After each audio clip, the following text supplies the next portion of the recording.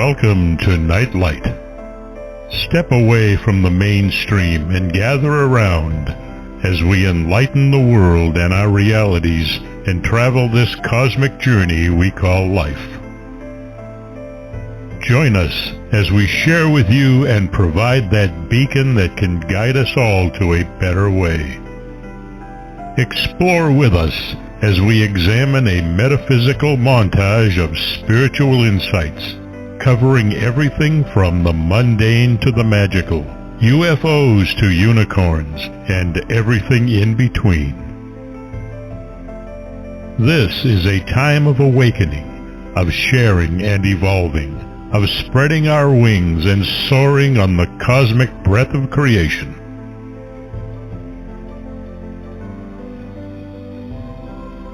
Come and join with other light-minded spirits as we weave our lights together to seek understanding, enlightenment, and with a little luck, some wisdom. This is Nightlight, a reminder that you are never alone.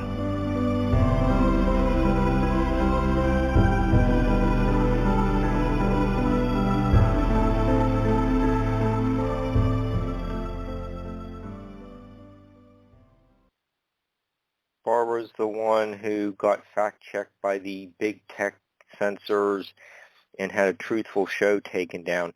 She's just my fact-checker, and I was penitent enough to keep going into the new year, so Happy New Year, everyone. Just a few weeks ago, D.A. Roberts was our guest, and we were covering his werewolf book that was set during the blood moon. That's the first full moon of January. We have a similar book tonight. So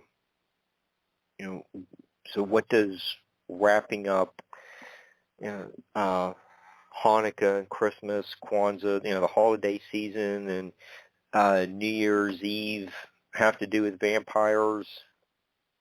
I'm not sure, but we're going to have a terrific time with AP Sylvia. He is the author of the thought-provoking and very enjoyable recent publication, Vampires of Lore. It traces much of what we know of vampires to real cases and folklore, many places around the world. It's really a terrific book. You can find it on Amazon. AP is also a paranormal investigator and has been to many intriguing international destinations. And you can learn more about AP by going to his website, locationsoflore.com. Hi, AP. Happy New Year. Thanks for being our guest tonight. Oh, Happy New Year to you. Thank you for having me. Yeah.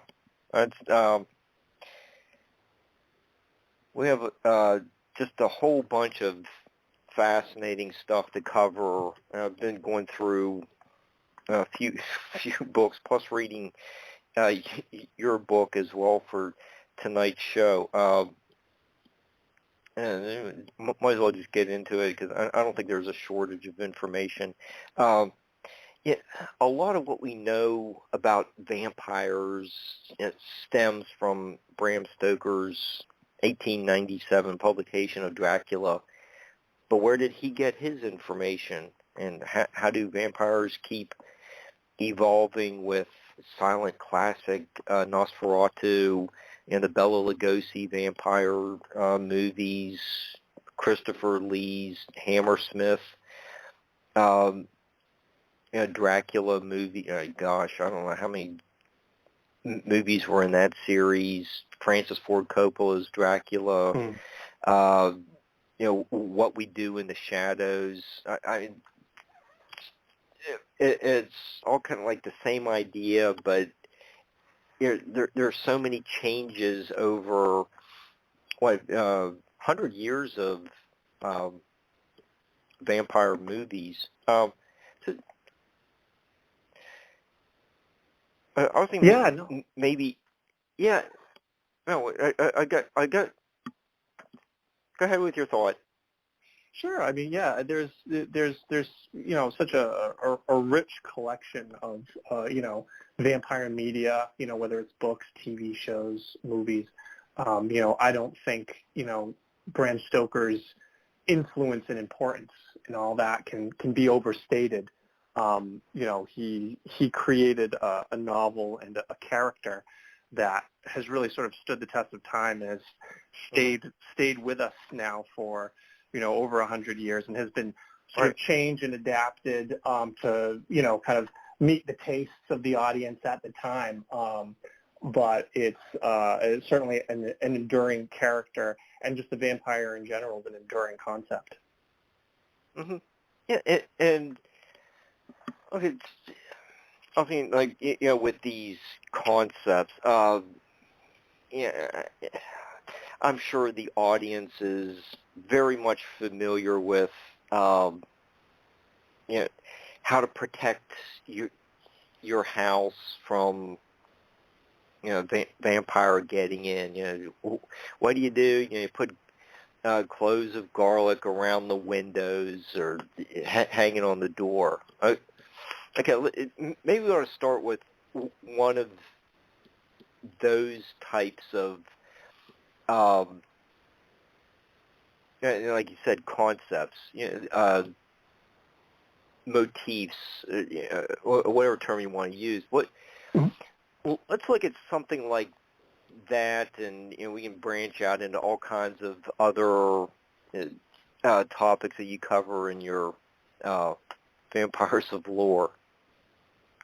Sure. Where does that the garlic come from? Yeah. So I think one of the things that I tried to do with the book is sort of get the point across that there's a lot of the traits that we associate with vampires based upon movies and things that we've seen aren't necessarily found in folklore. So the idea that we have of a vampire, sort of the Halloween image that comes to mind, doesn't necessarily reflect what actual beliefs were in the past. And so in my book, kind of the goal of it was to sort of figure out, well, what actually is there and what was introduced later. And so I kind of go sort of trait by trait, as you kind of mentioned with like garlic and stuff like that, and I say, well, is this something that's in folklore? Or, and if it is, then I sort of explore that, maybe share some legends or stories or something like that. And if it's not found in folklore, well, then where did it come from? Where did we get it? And so with the garlic, that is one that is found in folklore.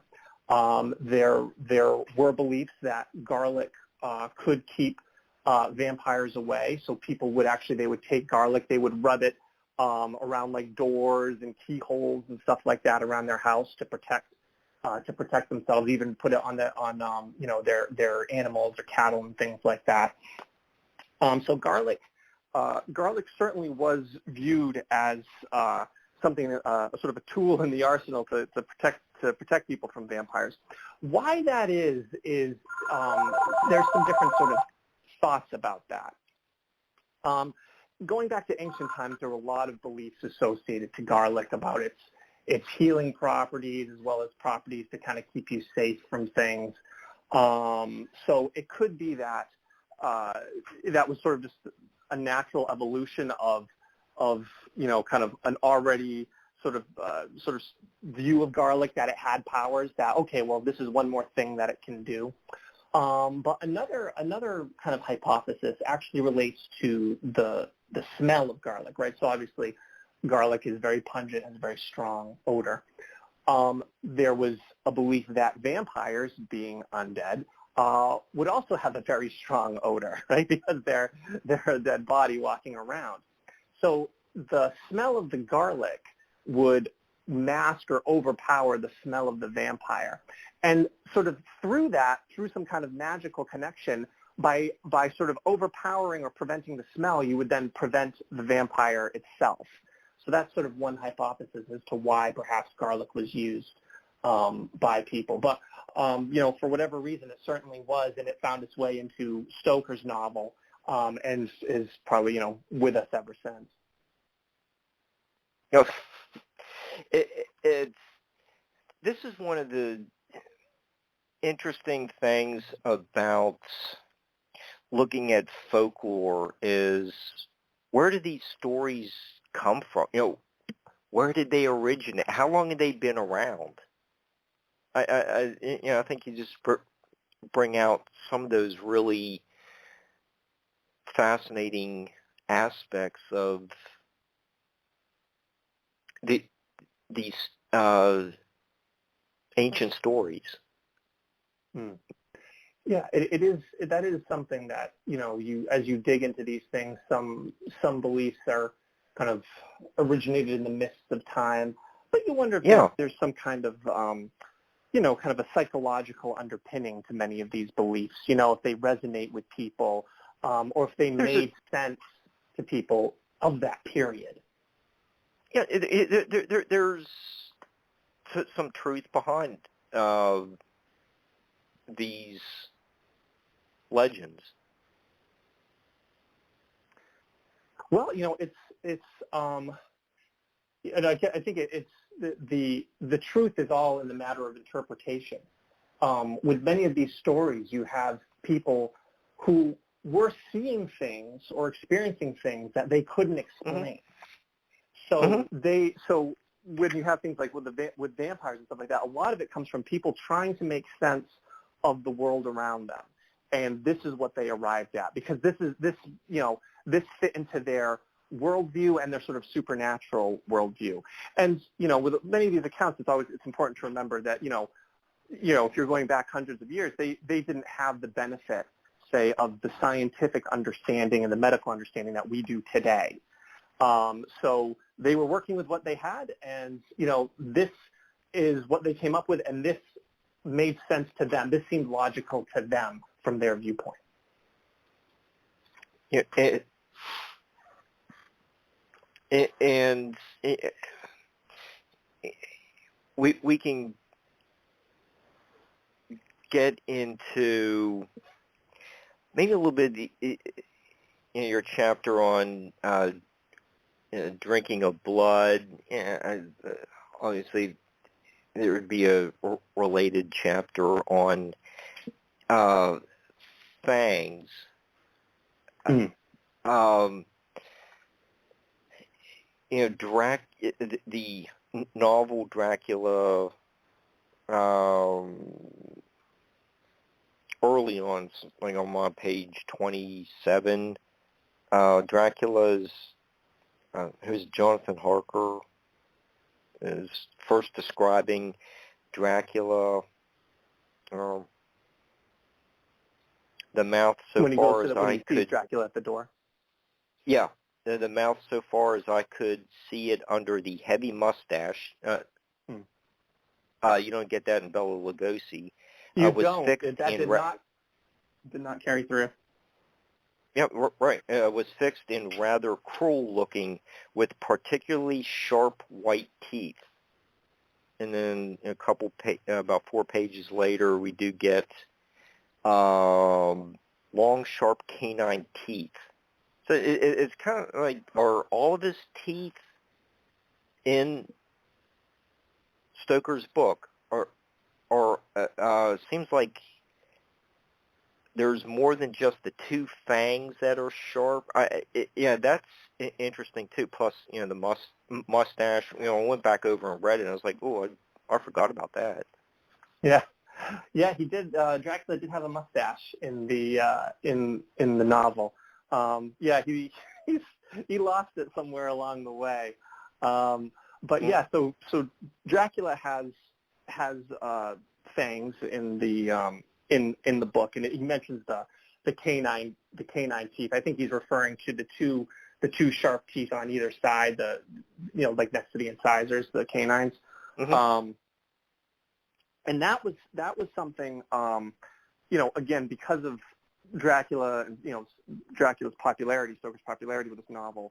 I think that's sort of come with us up to the modern day. That was the notion of fangs with vampires is not actually found in folklore. vampires didn't have fangs in folklore, which is always, I think, surprises people because fangs are one of the most kind of iconic things or symbols of a vampire. You know, I often, say, like, if you're watching a television show and, somebody, like, looks at the camera menacingly and smiles and you see the two fangs, you immediately know they're a vampire, right? Like, that's all you need. Like, that's the vampire right there. Exactly. But that was not found in folklore. The stories don't mention the two fangs. They don't mention having two wounds. Sometimes a single wound is mentioned, but not two. Fangs actually were a product of Victorian literature, though not Stoker. Fangs predate Stoker. They're actually found in it was a penny dreadful, a long-running penny dreadful that was from the mid-1800s called Barney the Vampire. And it was a serial, so it kind of ran for a long time, was eventually kind of put together into a very large novel. But in that story, the vampire, Sir Francis Barney, has fangs, and it talks about the two wounds on the neck. And I kind of sometimes reflect on that because, we're so used to that imagery today. It's common and sort of expected in a vampire show. But I always think that must have been so kind of fresh and exciting for a Victorian reader to be kind of getting this imagery for the first time and kind of picturing that in their mind's eye. Yeah, and with the fangs, could be like an image of the serpent, the snake teeth. So there are some of those biblical opposites found in the vampire lore, where vampire kind of does everything opposite of Jesus. Yeah, I mean that's something. Kind of the notion of our vampire is kind of a product of the devil, right? So they're kind of so Jesus rose from the dead, right? So then you think of, well, vampires are also rising from the dead, but they're malevolent beings. There was actually a church scholar by the name of Dom Augustin Calmet, and he wrote a large treatise on the supernatural and much of it vampires. And so he kind of had this viewpoint. The church, he wrote in the 1700s, the church hierarchy at the time, for the most part, kind of just dismissed vampires as just sort of a superstition. But Calmet kind of had this view of like, well, we need to like these stories and we need to evaluate them because either people are misunderstanding what's going on and we should kind of set them straight, or something evil is going on and then it's probably the work of the devil. So that was something that Calmet kind of wondered about, perhaps, is that, are vampires the product of the devil? Are they actually corpses, or are they kind of illusions that are being created? And so he kind of, conjectured on those sorts of things. Yeah, and you also draw our attention to the neck isn't, since we're talking about fangs, the neck isn't always where people were bit. You do go into it's an Armenian legend where feet, back, and the left side of the chest are bitten into, but you also argue the point that at least if you're biting the left side of the chest, okay, you're closer to the heart type area. It actually makes sense to have this creature from that area's folklore to it's actually medically accurate to do that. Yeah, so, It makes you know, sense. oh, sure. I mean, so the notion of blood drinking, first of all, blood drinking kind of isn't necessarily present in all, you know, vampire accounts or say accounts of the undead. I kind of cast a wider net, and was looking for any kind of, you know, the undead that were harming the living in some way. But yeah, the neck is sometimes mentioned, but there were beliefs that it was, you know, on the chest, which makes sense because, you know, your heart is there, so that's kind of the most direct path. The one about the feet is pretty funny, where basically the legend that there was this this vampire, it was an Armenian legend, this vampire kind of, he lived in the mountains, and you know, anyone who went through there, he would suck the blood from their feet. And so these two travelers, they trick the vampire by essentially they sleep head to toe and they cover themselves up so it looks like there's just a head on either side with no feet. And the vampire sees that, and he's just sort of so perplexed by it all that he just leaves the mountains and never comes back. So that's kind of a fun idea. Yeah, that's very interesting that, you know, you have these many examples from you know, or like Armenia, what used to be the Russian Eastern Bloc countries. But you also incorporate some of the legends from Greece as well. So, you know, there's a wide variety of regions where, you know, you do work in some of these stories, and, you know, with drinking of blood either from the feet or the neck, you do have a case study going on throughout, maybe about the first 4 chapters of Peter Blogovitz. Yeah, Blogovitz, yeah. Yeah, that's can you tell us a little bit about that one, please? Sure. Yeah, that's a very, I think that's a very interesting account. It really was. Yeah, and it has a lot of details in it, and it kind of is sort of interesting to kind of walk through it in the chapters, because I feel like you get, you know, you kind of get this understanding of essentially what happens is, you know, this fellow by the name of Peter Plagojewicz, he passes away, and then other people in the village start dying. And, you know, people start kind of getting scared that it's Plagojewicz is coming back from the dead. I think some people start saying that they saw him, you know, in their bedroom and stuff like that, and he was throttling them. And that kind of thing. So they end up going to kind of this government official. He was known as the imperial provisor. And I should probably set the stage too. This is in Serbia. It's 1725. So basically, Plagojewicz passes away.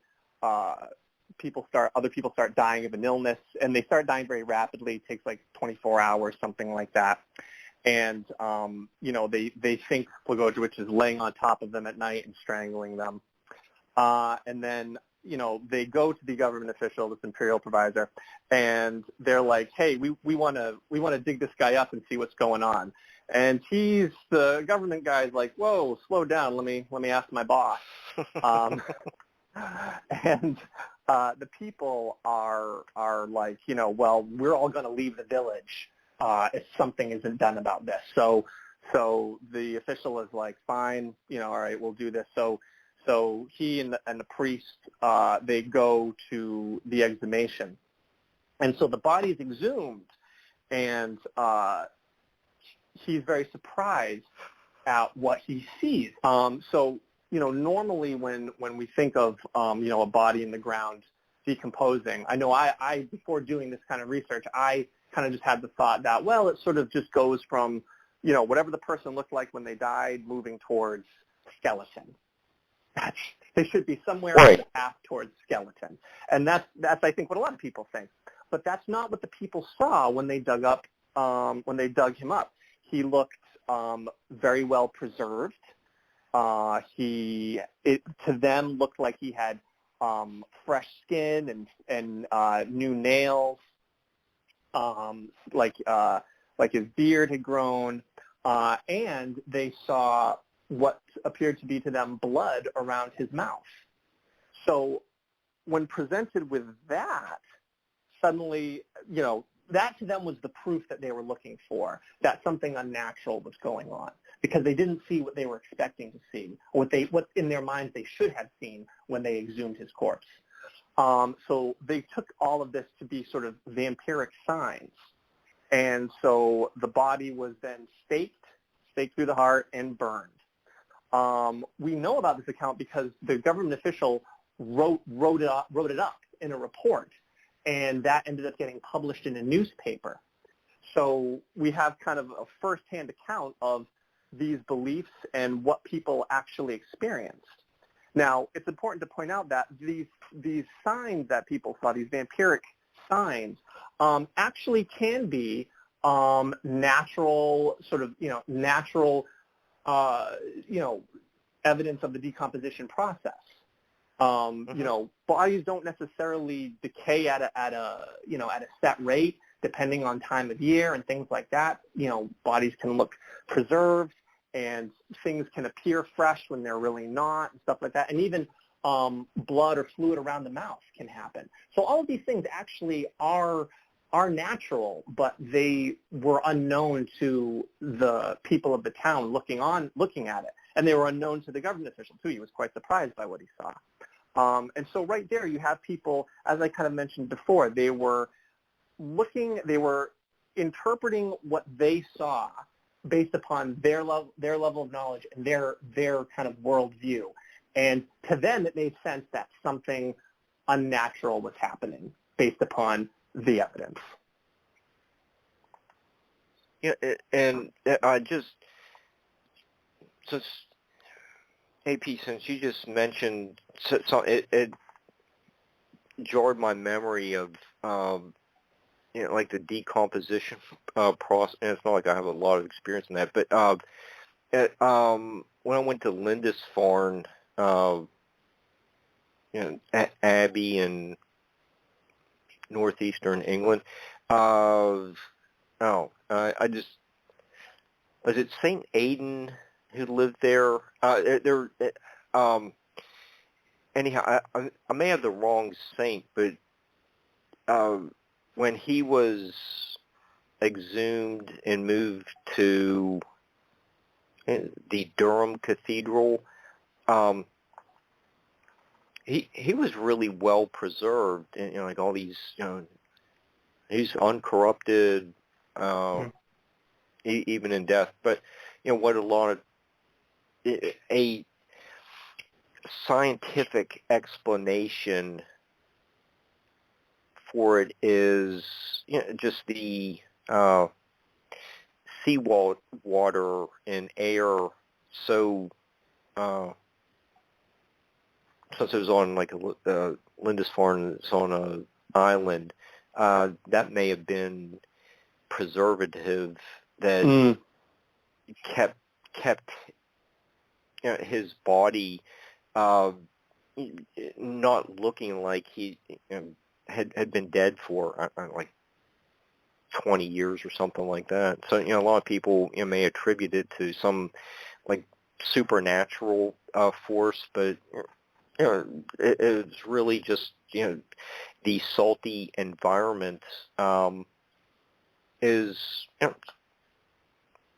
a very reasonable explanation. Yeah, and that's just that.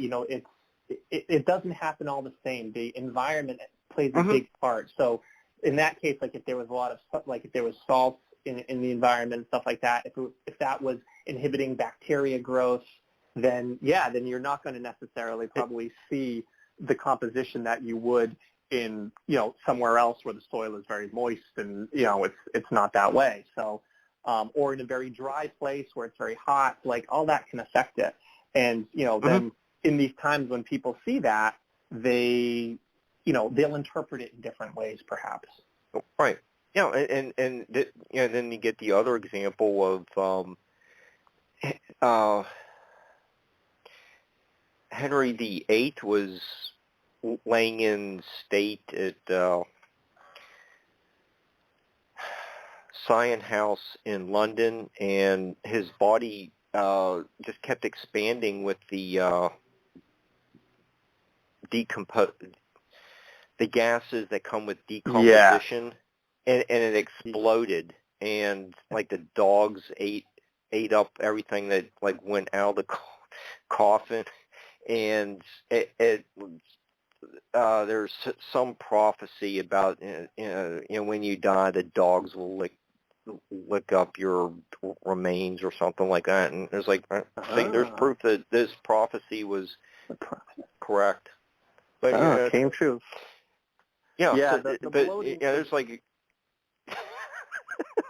it's obviously a little perhaps not the most comfortable thing to chat about, but the bloating can happen, and actually you get that in vampire counts as well. People will dig up corpses and they'll see the person looks fuller and like they've gained weight after they've died. Right? So like, that person, they look bloated, they've got blood around their mouths, and they're like, well, what else could this be? Right? So they just feasted. Exactly. They'll, and like their face can look kind of reddish. So you could get someone that looks like healthier now after being dead for some amount of time than they did when they were alive. So that doesn't, to the casual onlooker, that doesn't make sense. Something's wrong here. And so you kind of get these accounts. But the gases do build up over time, and there are some interesting stories about explosions and that kind of thing.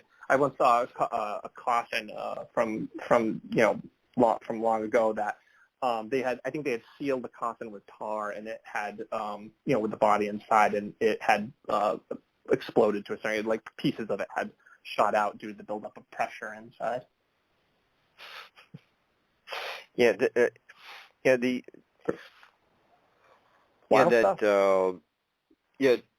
Trip to England 30 years ago is paying off now for nightlight radio.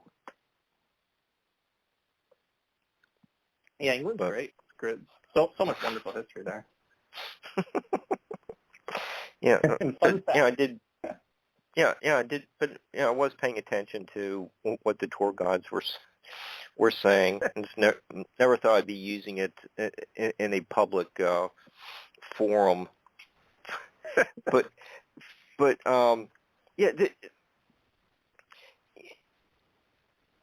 so I think probably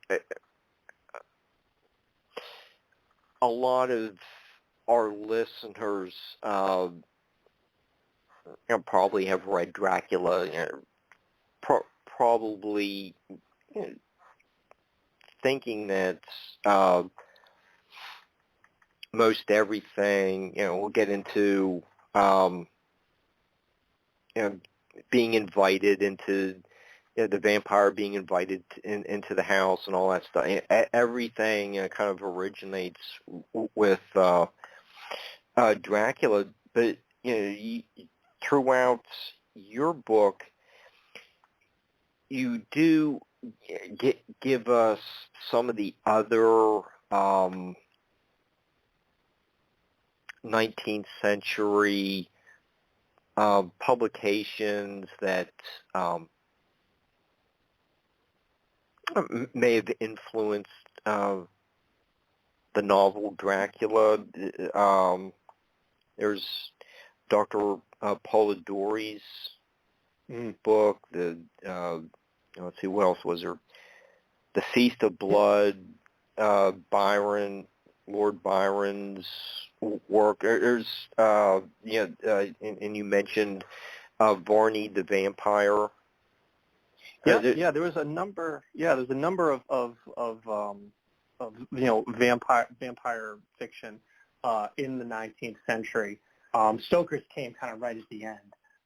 So like probably the first one was a novella called The Vampire by Dr. Polidori, who was Lord Byron's personal physician.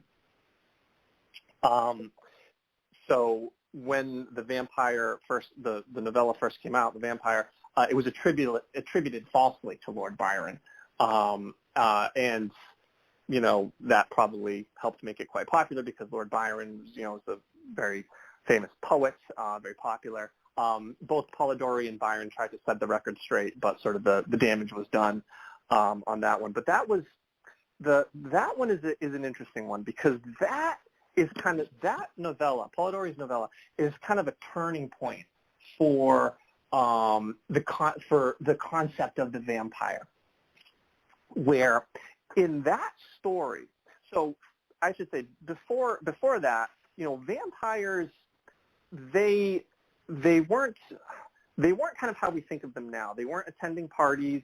You didn't accidentally meet one at a dinner. They lived in the graveyard. They would come out and they would, cause mayhem of some kind, whether it was assaulting people or drinking blood or that kind of thing. And they were, they were dead people. And then they would, go back to their graves and that sort of thing. By and large, I'm speaking very broadly here. In Polidori's novella, he introduces this character, Lord Ruthven, who is this mysterious nobleman who's aloof. He has this strange allure, and people are captivated by him. And the main character kind of travels with him, and he realizes that Ruthven has this kind of ruinous effect on the people that he encounters, and ultimately the main character comes to realize that Ruthven is a vampire.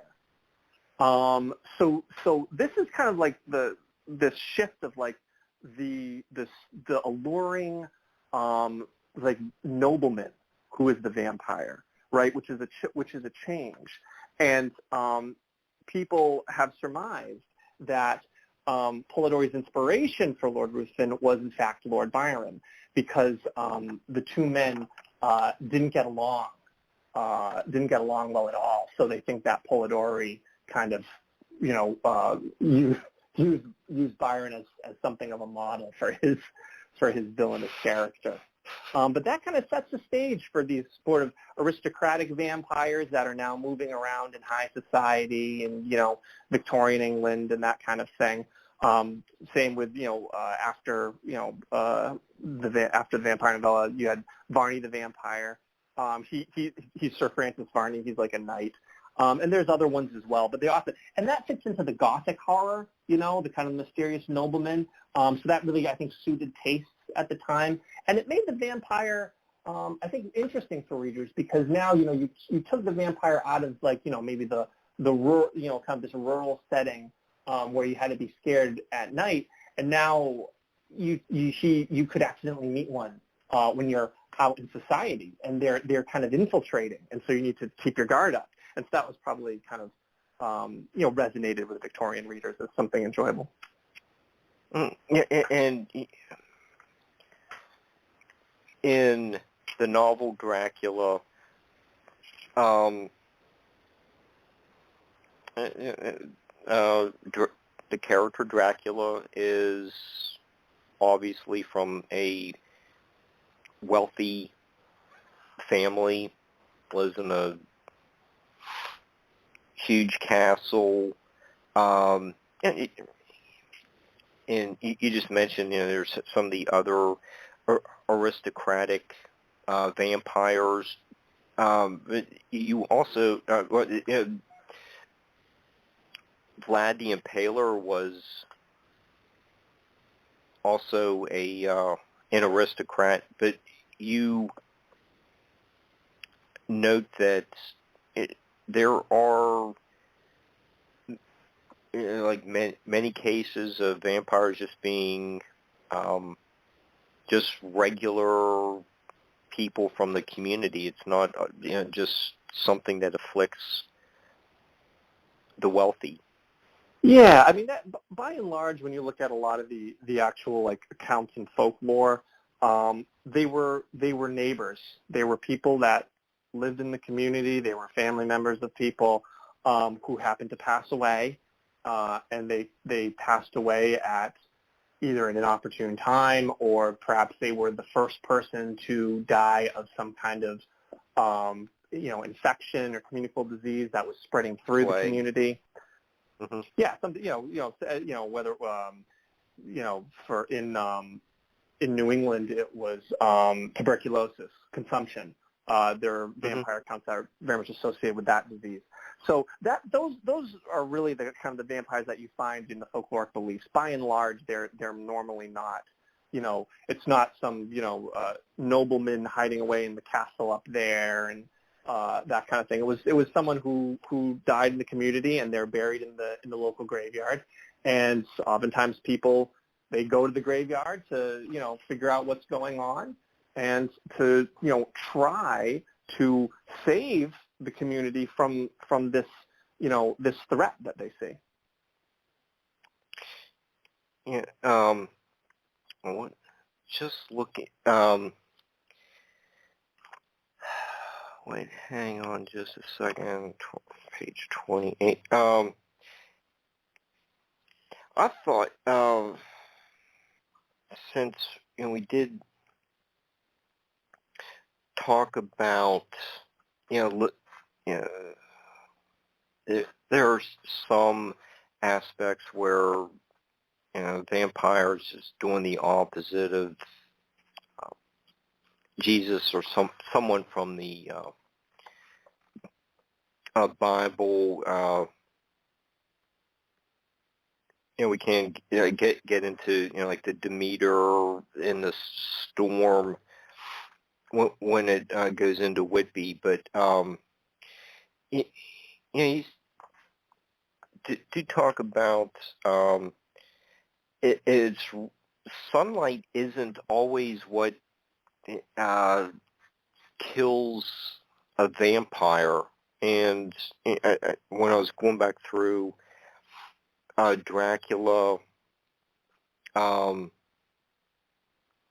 Dracula and Harker are talking, or one of the early scenes of the book, and as I looked towards the window, I saw the first dim streak of the coming dawn, and it goes on to talk about in the valley there's the howling of the many wolves. The Count's eyes gleamed, and he said, "Listen to them, the children of the night, what music they make." So there is just a little bit of light, and the Count's really not panicking. Yeah, no. and he just goes on with this discussion about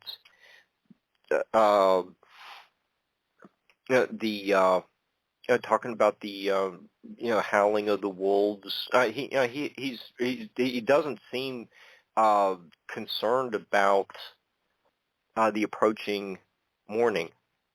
No, he isn't. And that line, the children of the night, I believe that line's used in the Universal Dracula with Bela Lugosi. He just has such a wonderful delivery. So vampires before the 1920s, vampires were not killed by sunlight. It wasn't a thing. I'm sure it's very surprising, for fans of vampire movies to hear that, because it's just such a given. But in the novel Dracula is not harmed by sunlight. He is very much nocturnal by nature, but the sunlight doesn't kill him or anything like that. In folklore, vampires aren't killed by sunlight. depending on the place, the time and the place. There's many different vampire beliefs, in various countries, as we mentioned before. And I say vampire, many different words were used, right, depending on the place. But I use the term vampire as kind of the catch-all. There were some places where it's mentioned like, oh, the vampire was seen walking around at noon, or the undead person was seen walking around at noon. There are some accounts where the vampire would become lifeless at dawn. Like there's a couple stories where you have the hero and they're dealing with a vampire or running from a vampire, and then the dawn comes, and then the vampire either vanishes or they kind of collapse or whatever. But the vampire doesn't die, and it's established in those stories that sunlight didn't kill the vampire. It just kind of made him turn back into a corpse until the next night when they'll come up again. So at best, sunlight kind of inactivated the vampire for the daylight hours, and at worst, sunlight didn't do anything at all, and there are accounts where people saw the vampire in broad daylight. The whole vampire getting, sort of being destroyed by the sunlight is actually a result of the movies. In the 1920s, there was a German impressionist film, a silent film called Nosferatu. People probably have heard of it, and if they haven't heard of it, they've probably at least seen some of the imagery for it in the Halloween-themed things. The vampire in that movie, he's bald with the pointy ears and has these two kind of rat-like fangs on kind of long fingernails. Very, very, very stylistic. So it's so the movie Nosferatu, I think it's Symphony of Terror, I think it was called. It was made by a German production company, Prana Film, in the 1920s, and they wanted to make a Dracula movie, but they didn't secure the rights to the Dracula novel. So they figured they could change some of the details of the story to kind of sidestep that and get around it. So there's various kind of different, there's various name changes. So the vampire in Nosferatu is Count Warwick. And just it's a great movie. It's wonderful. It's a great film. It's a silent film. I think it's very good. I mean, if anyone wants to watch it, just kind of prepare yourself because it's a silent movie, so we're not used to that kind of that kind of medium necessarily anymore. But it's very good. So they changed a bunch of details, including how the vampire is dispatched at the end. So in the movie, they have like this the heroes have this book that kind of talks about vampires, and in the book it explains how to kill one. And basically what happens is that someone has to freely give themselves over to the vampire and let the vampire suck their blood for the entire night. And then when the vampire when the dawn comes, then that will kill the vampire. And that's what happens. One of the female characters, she gives herself over to the vampire. Count Orlok stays there drinking her blood, and then as he's leaving, he crosses a window, and it's a really, really cool shot. The dawn breaks over the horizon, and he kind of raises his arm and kind of turns in this tragic pose, and then the scene they do a cut, and then it's smoke rising from below off camera, and so the vampire is destroyed by the sunlight, and so that is kind of the first instance we have of that phenomena, which is now so common. Interestingly, though, I've heard it suggested that saying that the vampire was killed purely by the sunlight in Nosferatu could be a bit of a misinterpretation of the film, because in the film there was the ritual of someone giving themselves over to the vampire and then the sunlight killing the vampire. So there was this sacrifice that had to be made. And so it's possible that the intent of the movie was that it wasn't just the sunlight, it was the sacrifice and the sunlight to complete the ritual, and it was the ritual that killed the vampire, not the sunlight itself. Potential interpretation. Oh, no. Nevertheless, the visual is that the sunlight kills them. And so that was the first time that happened. And so now it's a very well very well established thing. So well established, in fact, that usually if there is like a vampire show or something where the vampire isn't hurt by sunlight, they kind of have to acknowledge that in some way in the story. They're like, I thought vampires were hurt by sunlight. Like, no, that's not true. You kind of have to like acknowledge it because it's such an expectation that the vampire will be killed by the rays of the sun. It makes sense to us probably, and I think thematically it works because you have the vampire, which is evil, the creature of the night, and so the purifying sun kind of melts away the vampire. But when you look at it from like the folkloric perspective, it actually kind of makes sense that they didn't think sunlight did much of anything, because you figure you have a community that's kind of gripped by fear. They think that this vampire, this dead person, is hunting them at night, causing illness, causing death. So for them to go to the trouble of digging up this body and looking at it and making this determination, and then simply saying, well, just leave it out in the sun for 10 minutes and then the problem's solved. There's no catharsis there. You know what I mean? I don't think they got the release that they were looking for if it was just like, well, we just, left it in the sun for a little bit, so, they're dead now. The problem solved. I don't think that would have cut it, given probably the state that people were in. So I think it kind of actually does make sense that you don't see that in folklore. And you just mentioned, vampires. A little bit more recently, the vampires are hurt by sunlight. I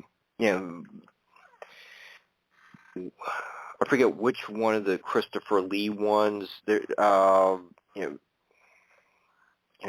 Peter Cushing or someone jumped from a table onto this tapestry that hung over a window and they pulled it down. Or whatever, and then the sunlight hits them. Yep.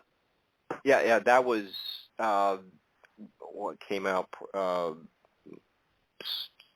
probably late 50s. So yeah, that's a little bit more recent example of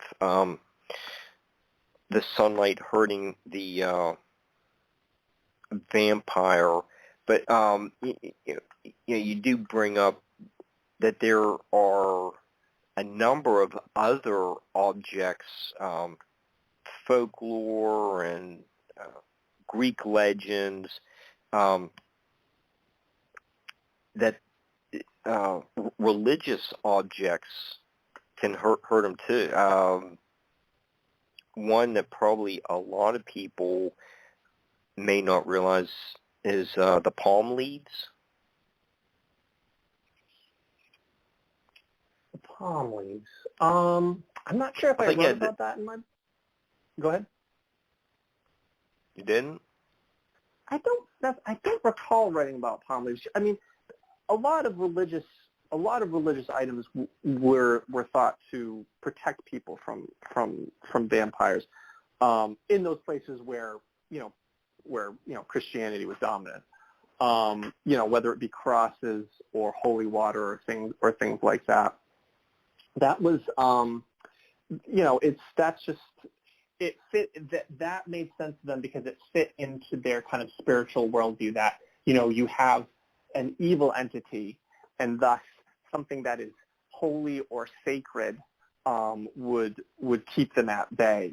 So you certainly do get accounts where people were using different items to protect themselves. Certainly, it makes sense for their again, given their belief system, it made sense. Okay. I did misspeak. There was something about, in England, a variety of sanctified items could protect people against witchcraft, specifically holy water, consecrated salt, holy candles, and blessed leaves from Palm Sunday. Oh, yeah, for witches, yep. I'm sorry. I put the wrong character in with I substituted the witches for vampires. But yeah, that was where I was getting that idea. But there's so many of these other, just showing the cross and the vampires hiss and put their hands up over their faces. But you also to talk about the communion wafers as well. I don't see that one too often. No, you don't. There's some accounts where people, the corpses kept rising up from the from the graves, and they would find the bodies around.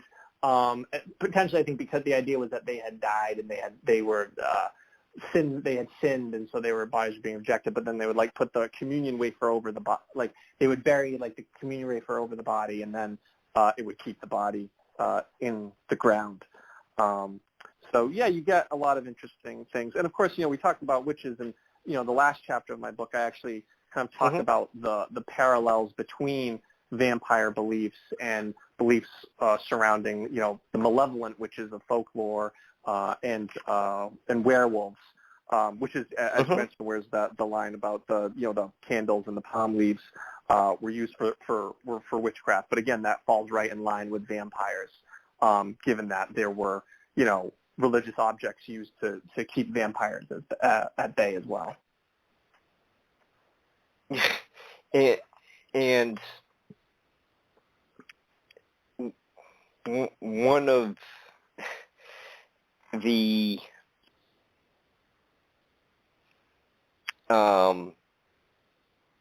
characters that I was not aware of, the half vampires and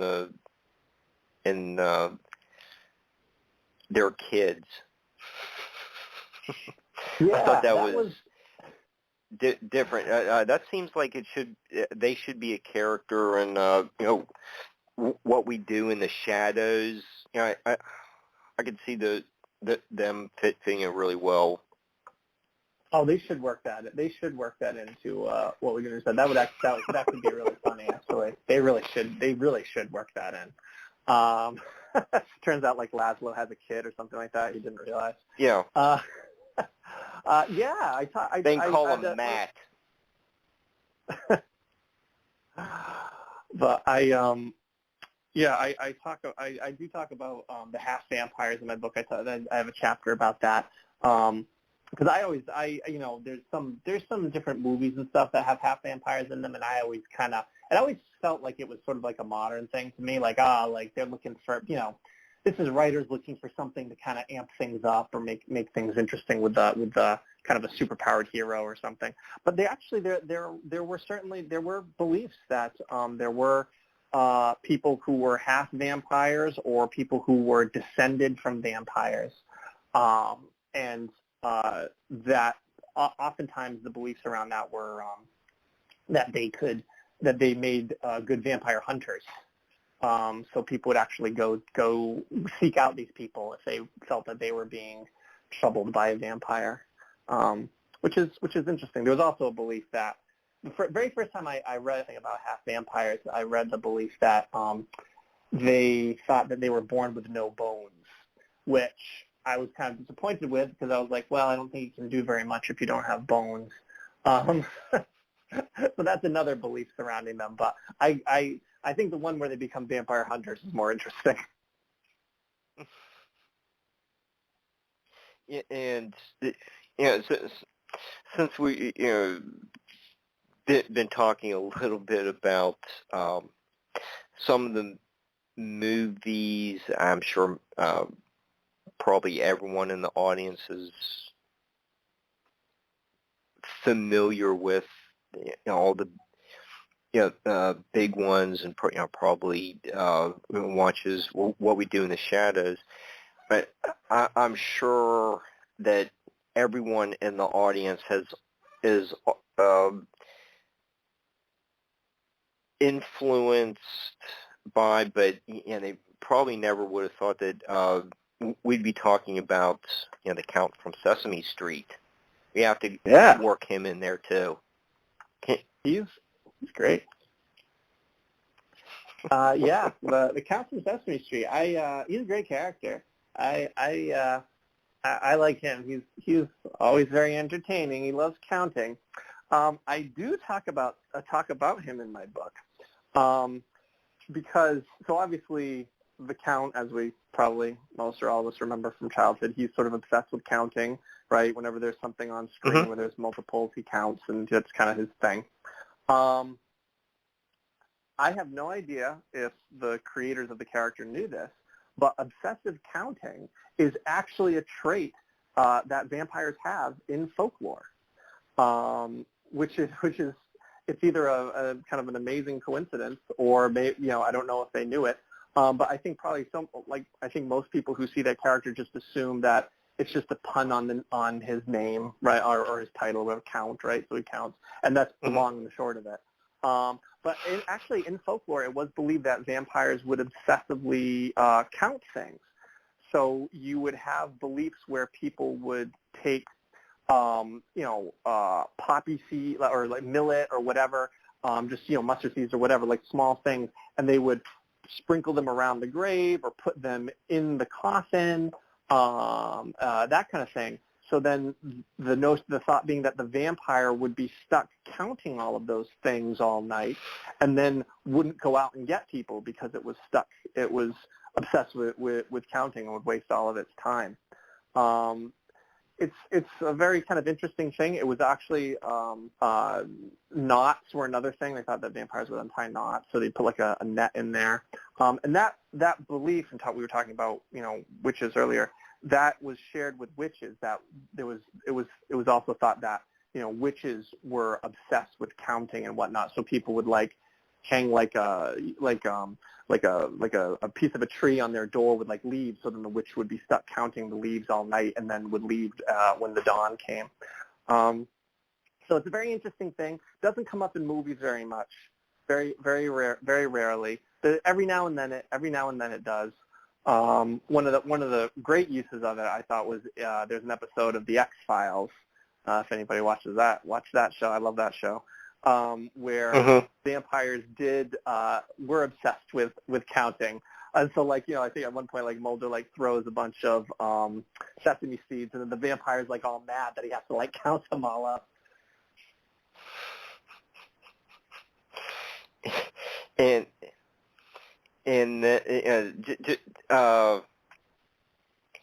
leave it to the X-Files to really make a comprehensive study of all of this information. You get more truth about what we don't know from the X-Files than about any other source. It was a really great show, and you can tell that the writers definitely. I'm not sure of all the writers, but they kind of did their homework with stuff. They would work in beliefs and things like that, and it was very very fun show, very entertaining. I really like it. I was actually rewatching some of it fairly recently. So nice that we were able to do that now, because it's on streaming services and stuff. And it was a funny show too. I like the interplay between Mulder and Scully. I like the jokes that Mulder cracks. Those kind of dry humor at times. Pretty funny. It's a good show. Yeah. Well, and speaking of more humorous vampire lore, you cover stealing a vampire's sock. Yeah. What's the deal with that? Yeah, that was there's when you look at these folk beliefs, there's so many different variations and interpretations of these things, depending on the place and the folks involved. So you get some really interesting ones, like we mentioned the feet thing earlier. But the sock one was that they would take the vampire's sock. I think they would fill it with earth from the grave, and then they'd take that sock and they'd throw it outside the boundaries of the village. And then the vampire, again, you get into this notion of compulsion. The vampire was compulsed to go get it. and the hope was that the vampire in the process of going to get it would like fall into a river or something like that and drown, and they would sort of be rid of the vampire. They didn't just get rid of him because he'd go wandering off to get his sock. But I do think it's interesting that people did believe that vampires they were compulsed to do certain things, whether it was counting or it was a sock thing, or whether it was attacking other people or drinking blood or something like that. They just had these drives that for whatever reason were sort of part of this vampire, of this kind of vampire mythos. So I do find that interesting as well. Yeah.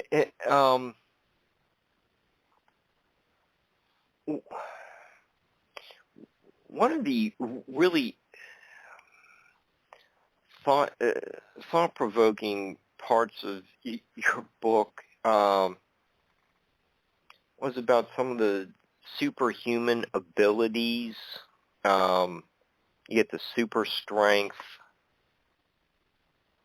in them, but flying is not all that common. No, they didn't necessarily fly around like a superhero would. Like Superman. Because you get that in some movies or shows where the vampires, they have the ability to fly or say levitate, right? So I looked for that in the folklore, but it was very limited. I think I had there was one. I found a couple of references to it, and there was one where this guy's walking his dog at night, and he sees sort of a corpse floating and moving towards him. But one of the other beliefs I do mention regarding this was actually from China, which was the Qiangxi. And in this story, it believed that the Qiangxi could fly. So these people, they go to where the Qiangxi lived in this cave, and they bring a magician who uses magic to kind of keep it from flying away. And then they essentially, the story is someone goes in and they ring bells or something like that inside the cave, so it won't go back in the cave, but it can't fly away. And then the dawn comes and it becomes lifeless, and then they burn it, and then it's done. But it does happen, but it's not particularly not very common with beliefs regarding the undead that they're floating around, or they're going to necessarily be floating outside your window. I think a show where they did do that, I think it was miniseries Salem's Lot. I'm pretty sure that the vampires were floating in that one. Oh, the kid outside the window. Yeah, that scene where the kid's floating out the window. Mhm. Yeah, so you see it in shows sometimes, but not particularly common in folk beliefs. For the most part, vampires were stuck walking around. Yeah, and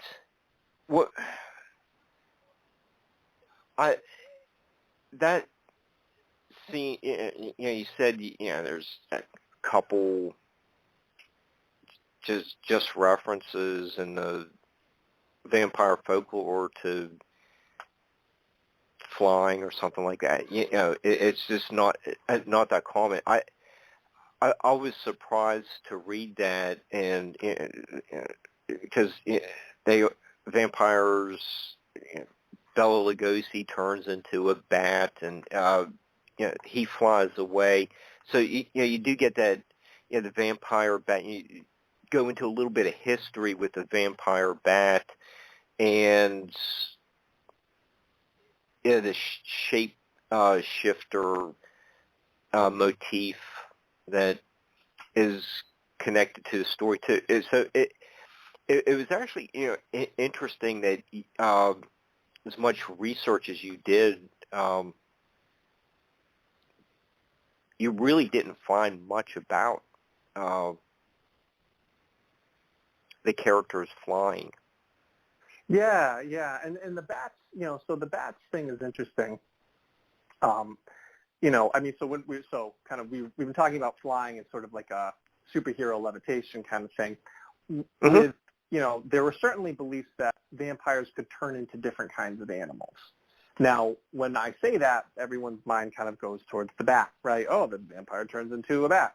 That is, that's so common. I mean, you see that, and it was certainly in Dracula, and you see it throughout. And it makes so much sense to us, right? Like, oh, bats, a night creature, and there actually are vampire bats, and they drink blood and all that. So there's a natural assumption that that's part of folklore. And in fact, well, for the longest time, it was actually believed that Stoker invented that, the turning into a bat. In my research, I happened across a scholarly article that actually did find a couple instances that predated Stoker, like a couple literary ones, and actually a couple folkloric references to turning into bats. So Stoker can't necessarily, we can't claim that Stoker invented it, but it was very, very rare, practically unheard of. So Stoker certainly popularized the notion of turning into a bat. And you don't really, it's practically never comes up in folklore that vampires turn into bats. We can say it's, aside from those couple references that article mentioned, it doesn't seem to be there. Vampires turn into like other stuff though. They turn into dogs a lot. That was common, and all kinds of other interesting animals. Insects and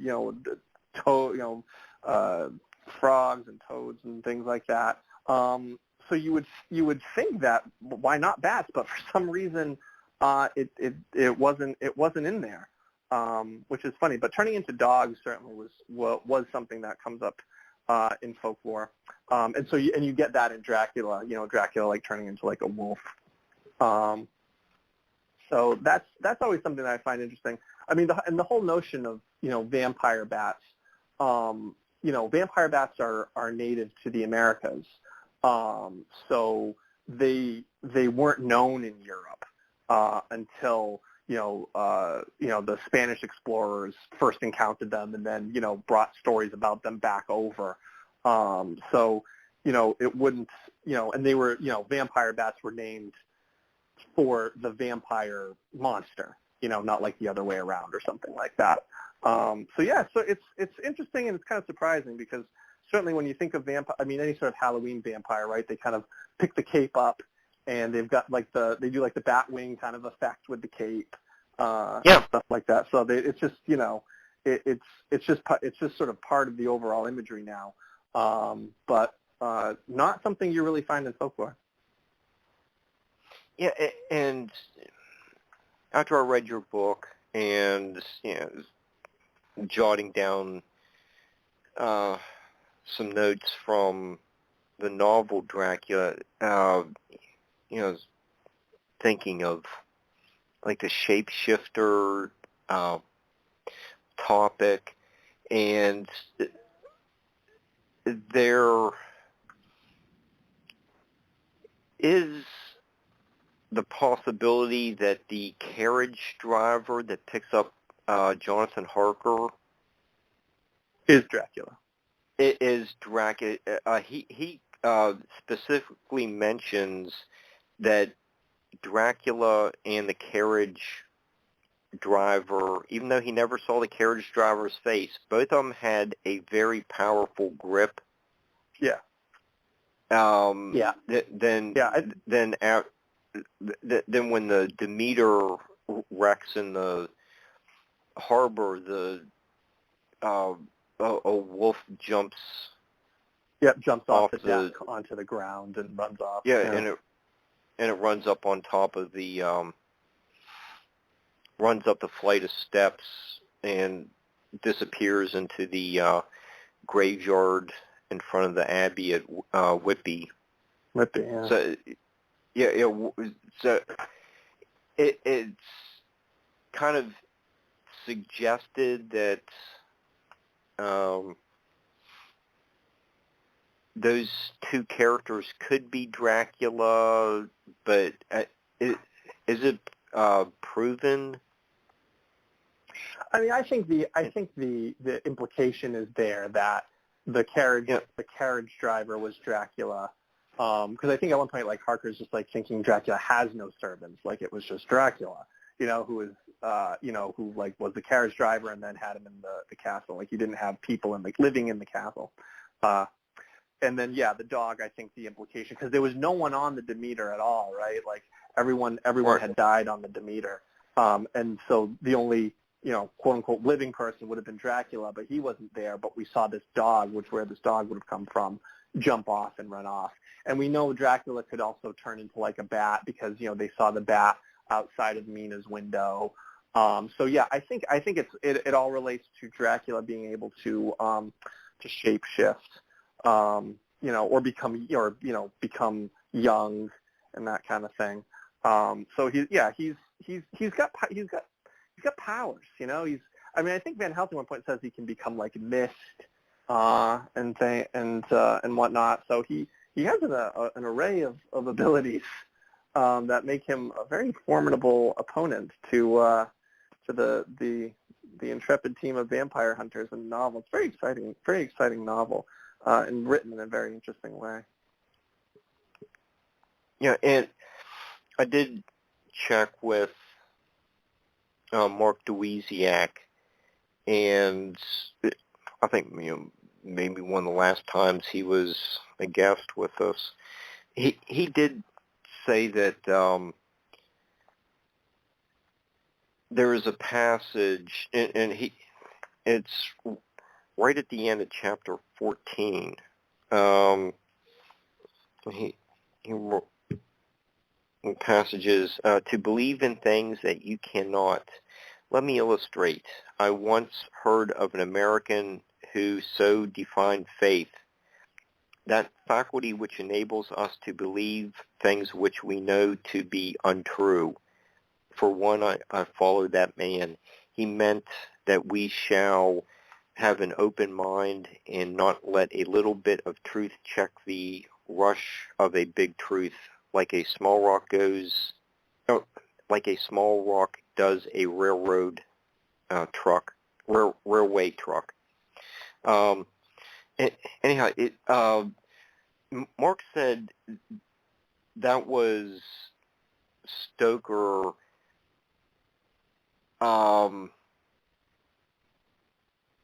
acknowledging Mark Twain's influence on him. They had been longtime friends, and it's Bram's homage to Mark Twain. I did not realize that until we had him as a guest when it was a year or so ago. But with that friendship, when Twain was touring England,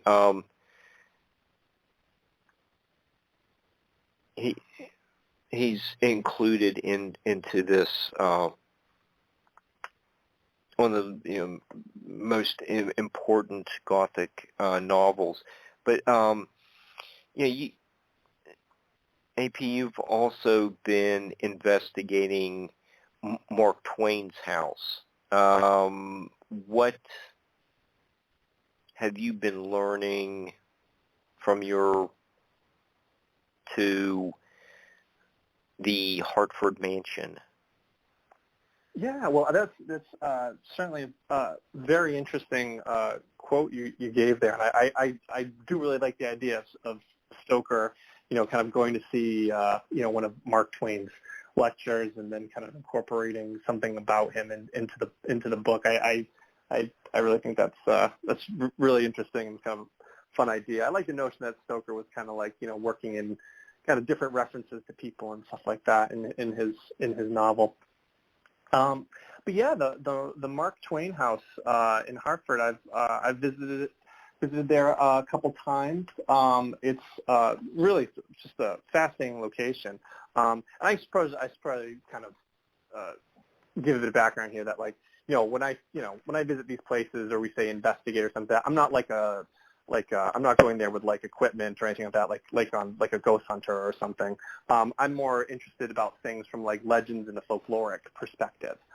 So I'm always kind of keen to hear, like, well, what are the stories about this place? What do people believe? What's said to have happened, and things like that. So that's kind of, from the folkloric aspect, is kind of where my interest lies.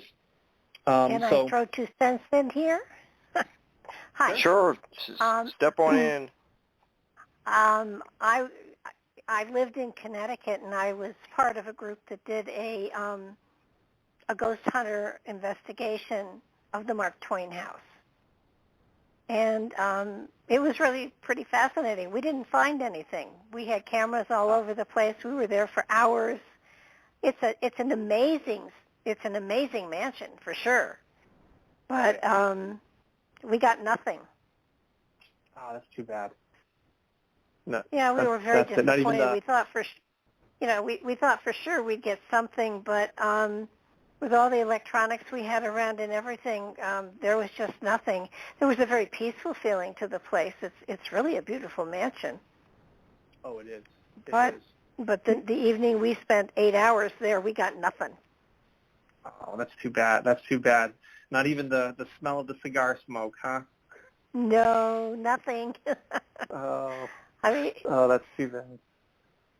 They had a Mark Twain impersonator there that was impressive, but other than that, no. Oh, that's too bad. Yeah, I know there's been some different shows have been there, and different ghost hunting groups have gone.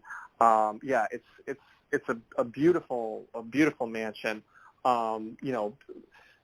Very atmospheric. Very ornate. So Twain and his family lived there. Sam Clemens, his real name, as he was known there, I guess. So they lived there. And his next door neighbor was Harriet. His next door neighbor was Harriet Beecher Stowe. Yeah, I know, right? Isn't that why? Because the Stowe house is like right across the green there. Yeah. Yeah, it's wild. That's wild. It's wild. But I've been there a couple times. I've done the regular kind of history tour at the house, and they also do a ghost tour, in October. So I also went there for that.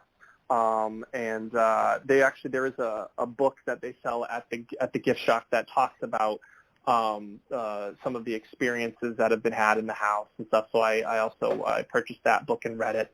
And it's very interesting. So there's some different accounts that have people have experienced. One that comes up is people have seen a lady in white walking around the house, dressed in period garb, period hairstyle, kind of semi-transparent. People will kind of look or maybe pursue, and then she disappears. Some people believe that that's the ghost of Twain's eldest daughter, Susie Clemens. She passed away from spinal meningitis while she was staying at the house when she was 24. So some people wonder if that could be her spirit. There's also people supposedly they'll smell cigar smoke in the billiard room, which was Twain's office where he did his writing. And apparently Twain was a very heavy cigar smoker. I forget the number they gave, but it was pretty impressive. I almost wonder if some of the smoke is just kind of embedded in the walls and just kind of comes out. But there have been issues with the lights going on and off and things like that. So there's been various things reported in the house, and it's fascinating. It's also fascinating because Twain had an interest in kind of the supernatural or the paranormal, but he was also very skeptical. So it's kind of sort of hard to, not surprisingly, it's kind of hard to sort of put Twain in a box on this kind of stuff. But he apparently in his youth had a prophetic dream about the unexpected death of his brother. So it turned out that his dream came true in very specific details. He had about sort of the coffin and what the brother was wearing and the flowers, and it all came true. So that kind of set him on kind of not necessarily set him on a path per se, but like always made him interested in that kind of thing. So he would read read the publication from was it the Society for Psychical Research and stuff. But he was always, but at the same time, he was very skeptical, and he didn't necessarily believe it or believe a lot of it. But still, that interest was there. So it's quite the house. It's very very striking mansion. So I wrote an article about that. It's on my website, Locations of Lore, so you can see some of the different pictures I took of the house at night and during the day. Unfortunately, they don't let you do photos inside, so there's no interior shots. So you'll have to go to their website or visit the house to see the inside. But it's quite the place. Very atmospheric. So I can certainly see how hanging around there by yourself, you might, there's interesting angles and shadows and stuff like that. So I don't know. It certainly has a vibe.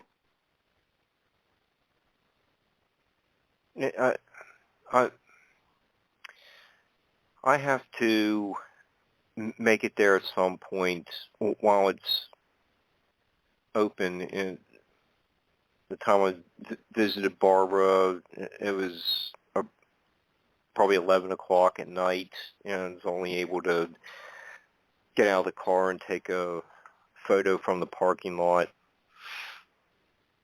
It's just too far of a drive to get there during business hours. But I've been intrigued by it. I'm glad both of you have been there. Yeah, it's quite an interesting location. And the ghost tours in October, they do them at night, or at least some of them at night. So they're open later, I think, than they normally would be. And I do like the fact that that they do the ghost tours and they have the ghost hunting shows come and stuff like that. I like the fact that they're not sort of scared of that and they kind of lean into it a bit. I appreciate that, because I think some places, some historical places, maybe they don't want to kind of talk about that sort of thing or explore that angle. So I always very much appreciate it when these places do.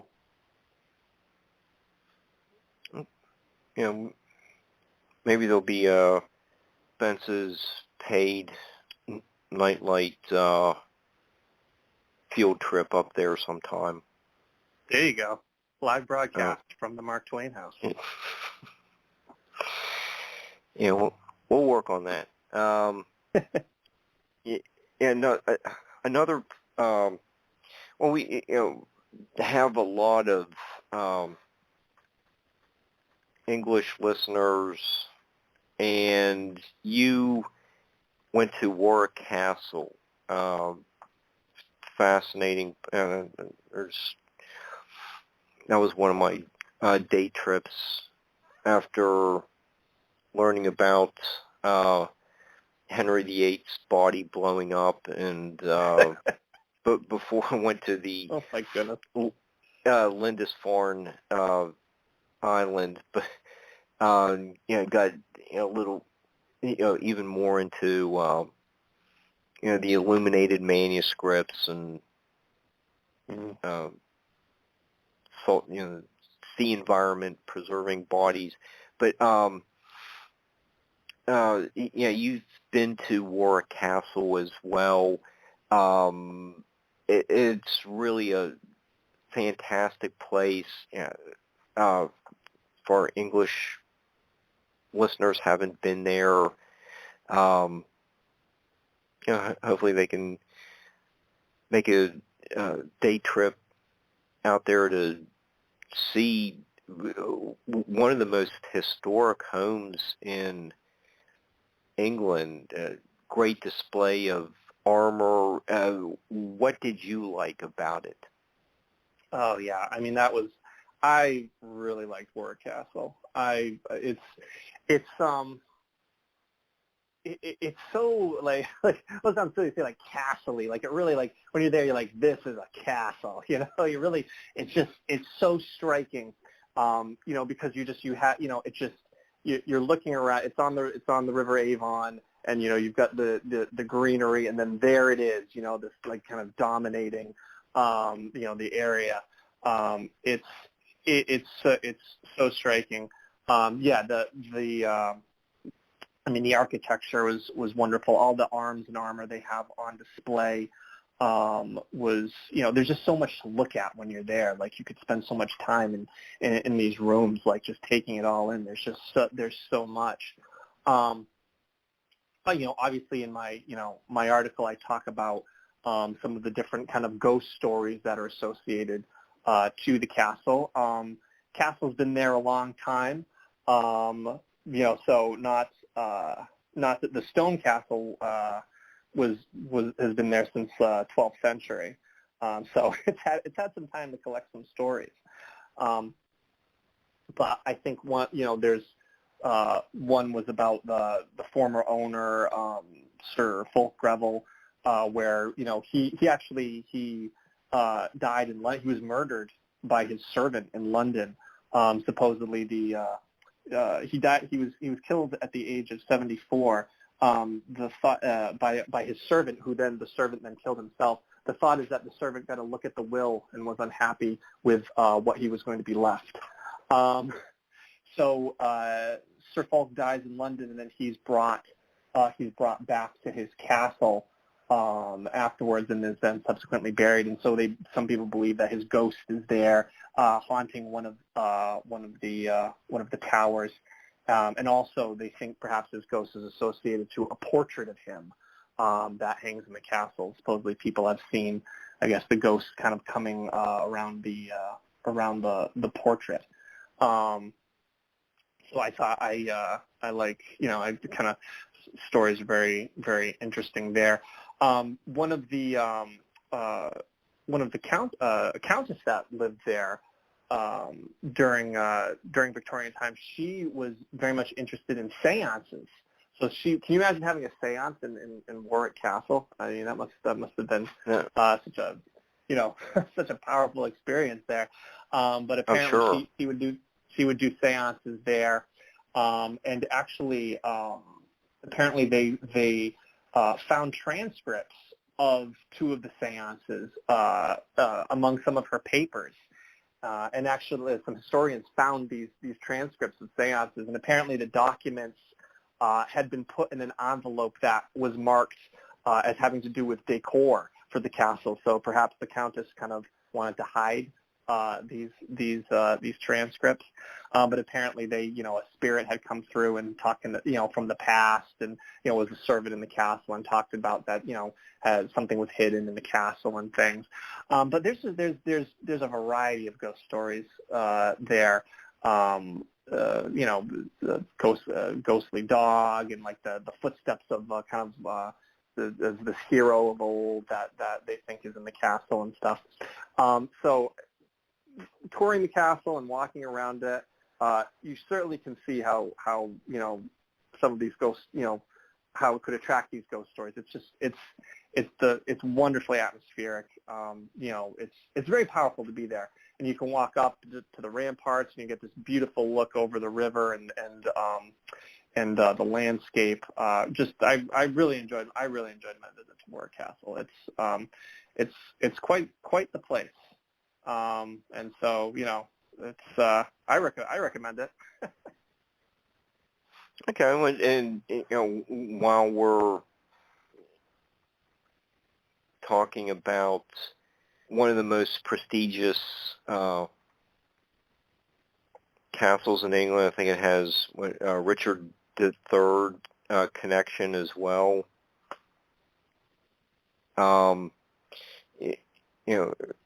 Probably the Tower of London is the most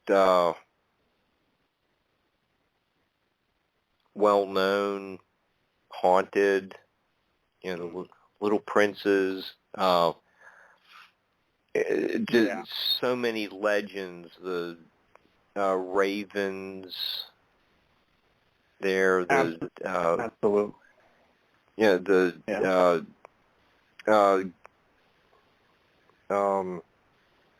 chopping block, all the many well-known names from history were imprisoned there. So what were your impressions of visiting one of the premier English destinations? Oh, yeah. I mean, so worth it to go visit the Tower of London. It really did live up in various ways. There's just so much history there. And it's, I went on a tour with one of the yeoman warders, and you learn about the history of the castle and kind of different aspects about it. And you can just walk around the grounds and really take in the history. There's so much has happened there. It's really powerful. And when I wrote about it for my website, it was really daunting because it's like, people have written books on the Tower of London, right? Like, there's so much. Like, what am I gonna write about, right? Like, it's people have said a lot more about it, and so when I kind of approached that, I'm like, what do I want to say about this? Because as you said, there's so many legends and ghost stories and things like that. So, I took this approach where I wanted to acknowledge some of the big things. So I talk about the ravens that they keep there. I think probably many people know this, but for those that don't, they keep I believe they keep 6 ravens on the grounds at all times, because of this belief that if the ravens ever left the tower would collapse, and then so would the kingdom. So Charles II decreed that they had to keep ravens. And actually, I think the decree was 6 ravens, and they keep 7 ravens, I want to say. And interestingly, they have enclosures for the ravens and stuff, but they let them just like wander around, which I thought was kind of interesting. Like, I was walking through I was walking up one of the ramparts by the staircase, and there was one of the ravens just like hanging out on one of the railings, like right near me. I was like, oh, it's one of the ravens, right there. Just there he was. And so that was good. They're big. Ravens are big. It's a big bird. But so you can see them hang out, and one of the yeoman warders there is known as the Raven Master. And so you can, I think he has like a Twitter and stuff, so you can see pictures of the ravens. And ravens, I guess, have like, different personalities and stuff. But certainly there's ghosts there of people who have been executed. Anne Boleyn, who was one of Henry VIII's wives, coming back to Henry VIII again. Apparently her headless ghost has been seen walking around Tower Green, near where she was executed. Also, Lady Jane Grey, who she reigned as queen for like 9 days. It was a period where there was kind of this upheaval as to who was getting the throne. And so her ghost is believed to appear as well. As you mentioned, also the princes in the tower. These were 2 princes that were kept in the tower and then mysteriously disappeared. So it's believed that they were killed on the site. Supposedly by Richard III. Yeah, right. Because it was for to ensure ascendance to the throne, right? Yeah, the princes had a better claim to the throne. Right? So it was because he was their uncle, and so then he seized power, right? So I think it goes something like that. It's been a while. So it's there's obviously one of the gates. I have a picture of it in my article. One of the gates there is known as Traitor's Gate, where the traitor would be walked.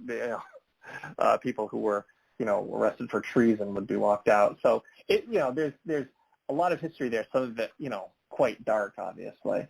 But one of the things I talked about in my article, because I sort of wanted to pick something that was a little bit interesting. So in one of the rooms in there, there's all this, carvings, it's graffiti from people who were held captive in that room.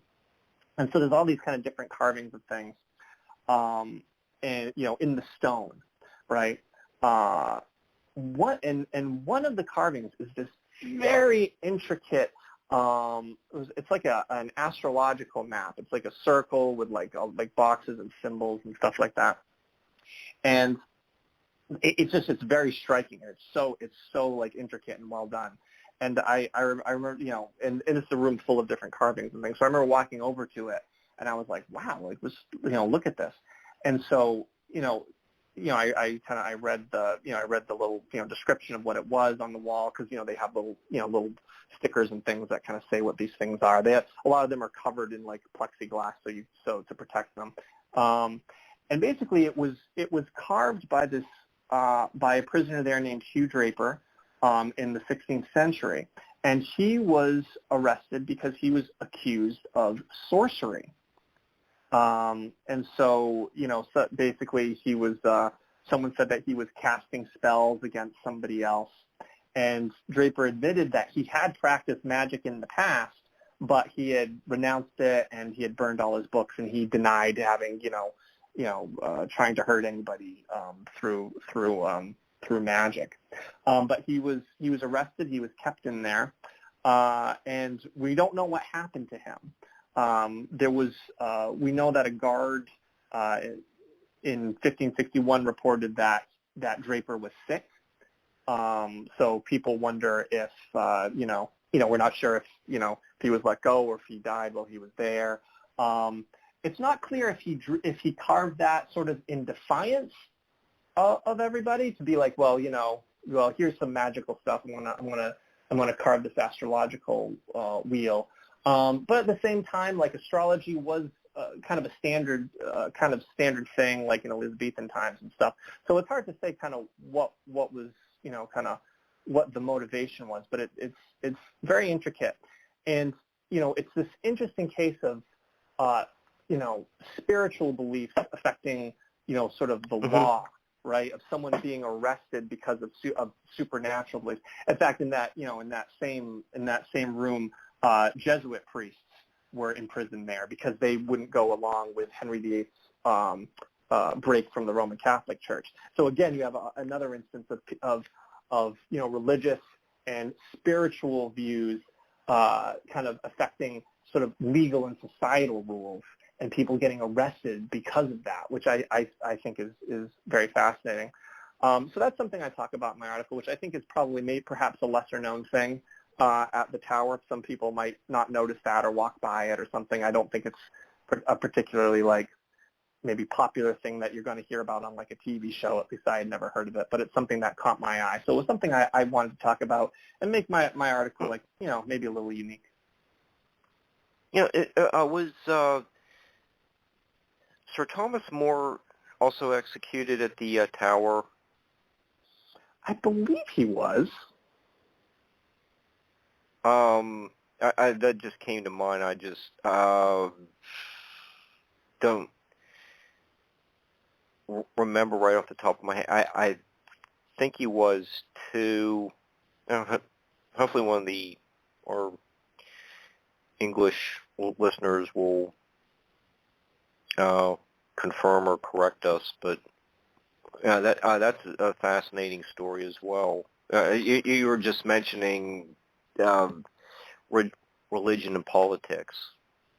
Mm. Yeah, I mean it's one of those things where you get this this blending of the two, where and that's how things were for a very long time in history, that you kind of they sort of went hand in hand, more or less, in various ways. Right. And we have about 14 minutes left or so, and one of your other articles was about your visit to the La Brea tar pits. I've never been there. Sure, I'd like to go there at some point.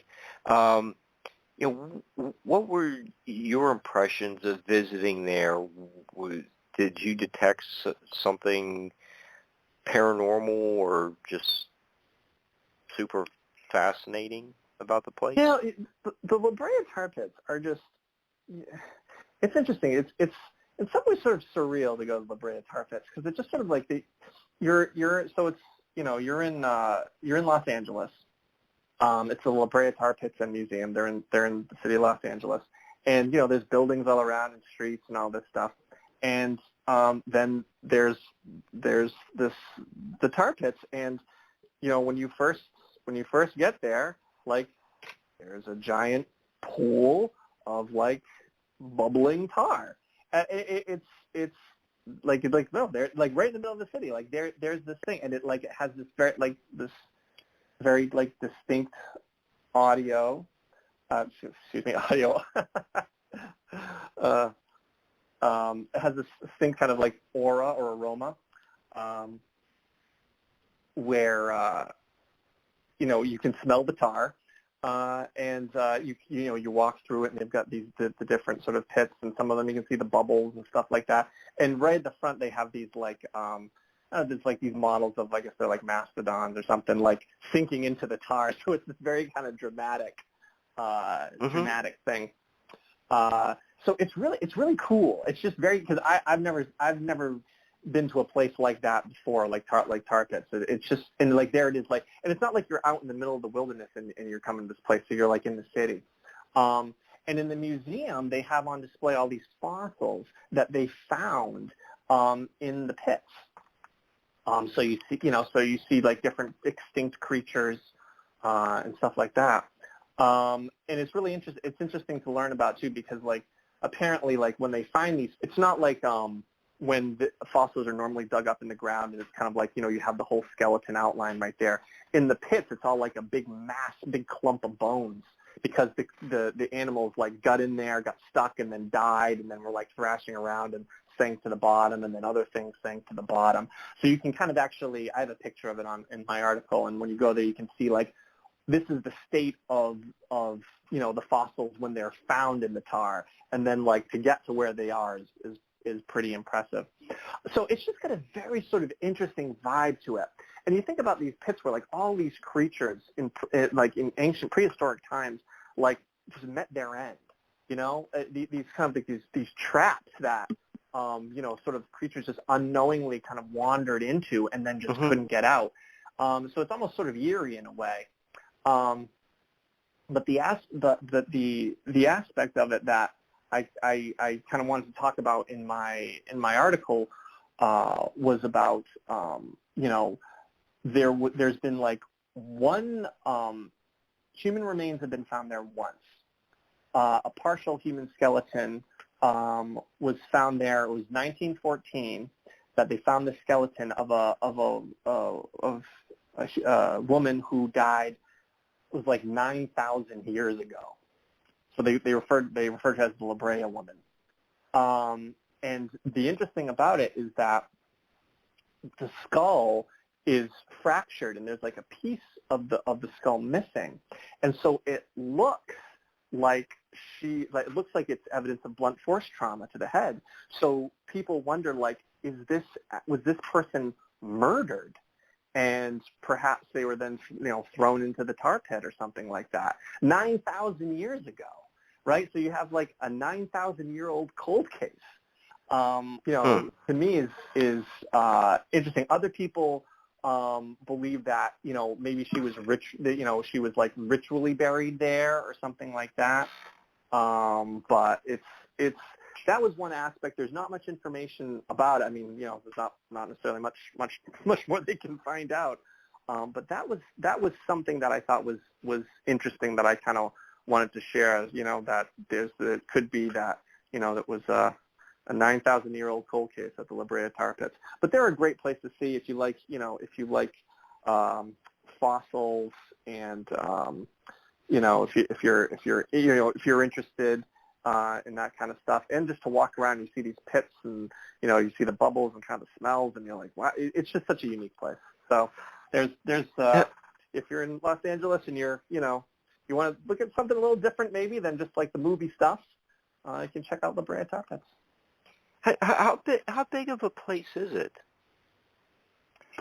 There's Is it like a couple blocks? It's several acres? There was like different areas. Like there's the main museum building, and then there's like paths that go around to different pits, and there's some different like other structures where there were the excavations. So it was actually pretty big, if memory serves. It's not like a little tiny thing. There was some space to it. Okay. Well, after we do the nightlight field trip to the Mark Twain house, we'll have to the La Brea Tar Pits. Yeah, go check it out. And of course, you're in LA, so there's all kinds of other kind of fun things to do. In Hollywood and whatnot. Get a beer at the Whiskey A Go Go and the Rainbow Room. It's neat out there. It's neat. Get to see some movies. You see the Hollywood Boulevard and the stars and all that. And there's a Ripley's Believe It or Not in Hollywood.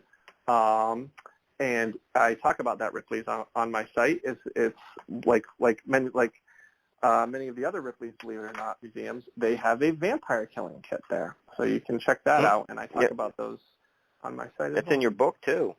Yeah, I talk about it in my book. Yeah, you went. Is that the one where you went to the New York one? I did, yes. I went to the one in Times Square. Yeah.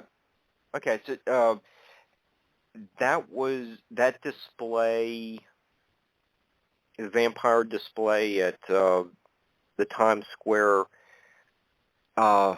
Ripley's Believe It or Not Museum is something that really got you into your writing career. Yes, it did. I talk about this in the I think the introduction to my book. But yeah, I was in Times Square, and I've always been interested in supernatural beliefs and interesting things and all that, sort of unique things, oddities and whatnot. So I love, Ripley's. I really enjoy. I always get a kick out of that stuff. So I have all kinds of interesting things. So in Times Square, there's a Ripley's Believe It or Not museum, and I was there. I was checking it out, looking at all these things, and in one of the rooms, just kind of like in the Hollywood one, they have an object that's labeled as a vampire killing kit. And I just love the aesthetic of the kit. It's like in this antique box, and it's got a cross and different vials and holy water and stakes and stuff. It looked really cool. And according to kind of the label there, it was supposedly was made in the 19th century, and people would buy these when they were going to Eastern Europe. That kind of thing. And so it was really, really cool to see. And so afterwards, after that trip, I was thinking about this vampire killing kit. And I was like, what's the story behind this thing? Like, I need to, I want to learn more about this. So, I took to the internet and started reading up on it a bit. And I actually found that there was some controversy surrounding vampire killing kits, where some people argue that, well, they're not actually from the 19th century. Some people argue that they are modern constructions made in the 20th century using antique pieces. So someone took a 19th century box, and they took vials from that period, and they took whatever else from that period, and they kind of assemble it all together. And then they say, it's a vampire killing kit. That's the argument. And one of the justifications for that was that, well, these kits, they represent movie vampires, right? Like the stuff you'd see in kind of modern movies, rather than, sort of folkloric beliefs that would have been more appropriate to the period. And that statement, that notion of like, well, that's movies, that's not the folklore or whatever, that really got me thinking. Like, I was like, all right, well, I was like, well, I'd seen documentaries and things like that in the past about vampires, and I knew that there was differences between like what you'd see in Dracula and what people actually believed, say in Eastern Europe in the 1700s or something. But I was like, well, I want to break down, like, because there's all these things that come to mind for vampires, whether it's, the stake through the heart or bats or garlic or, well, whatever else. I'm like, someone should go, like, I want someone to go through and kind of tell me where everything came from, so I know, like, okay, this is kind of a modern thing, or this is actually a real belief. And I couldn't find that anywhere. No one seemed to present that information in the way that I wanted. So I wound up kind of researching it, and I started looking at different ones and all that, and I sort of ended up kind of writing the book that I wanted to read. And that's kind of how I arrived at Vampires of Lore, Traits and Modern Misconceptions. And so, each chapter is kind of focused on a particular trait, and I examine it, and I say, okay, well, are there folkloric precedents? If there are, I talk about them, and if they aren't, I try to figure out, well, when was this introduced, and where did this come from? And I feel like the end result is, you kind of strip away the layers of the modern vampire, and you reveal the folkloric vampire beneath, which in some ways I think is quite surprising to say, a modern moviegoer. You did an outstanding job in putting this book together, writing it. The examples you give are great. It's a book, I'm glad to have you on here talking about putting all this vampires and folklore into perspective. You did a great job. So we're down to that. We're down to just a few seconds. You want to give out your website and how people can get the book, and we'll have to wrap it up there. Sure thing. Well, thank you so much for your kind words. I really do appreciate that. My website is locationsoflore.com. The book is Vampires of Lore, Traits and Modern Misconceptions. You can find it on Amazon.com, BarnesandNoble.com, and you can go to your local bookstore and ask if they can order it for you. Okay. Our guest was AP Sylvia. Thanks, AP. Great book. Highly recommend it to everyone. Thank you for being our guest, and keep checking the website and see who the next great guest is going to be throughout the week. Everyone is off to a great start to the new year, and we'll see everyone sometime soon.